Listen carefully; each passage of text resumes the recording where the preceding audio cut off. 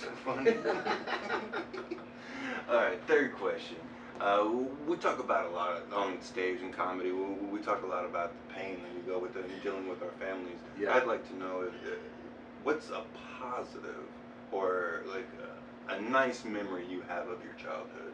That's really kind of a synchronistic thing, because I'm in therapy and I'm always unpacking my past, and I am in that category of like, you get into comedy because of some sort of deficit or wound or whatever. And I don't think there's anything shameful or bad about that. I think it's great.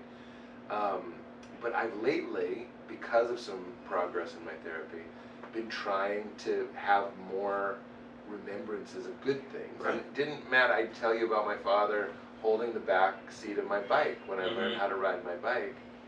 Because the big breakthrough, I hope it's not an overshare, it's like, the breakthrough was after I acknowledged the pain in my childhood, then I was free to acknowledge the pleasure, the good things. Absolutely. But my inner child, not to be so LA, but that little wounded part of me was like, I need you to look at this first, honestly.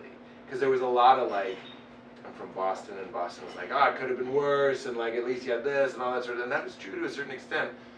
But it wanted to be honored. It wanted me to honor the wound, literally like a separate entity. It was like, look at it. And as soon as I did, and that was tears, and that was feelings, it was intense, and it was beautiful, then, and this just happened last week, it was like, okay, now you can see that your childhood was both and, you know what I mean? We're good, Chris. It wasn't just bad, it wasn't just good. That's what I would call mystical seeing, meaning you hold everything. And you don't even judge it. You're not looking at the good to say, so don't think about the bad. You're looking at both at the same time and going, this all belongs.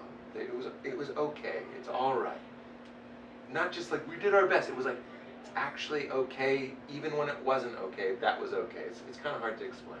No, I get it very much so, and the self-awareness aspect of it all is very humbling. Yes. It's great to see. Yeah. And I'm working on that myself as well.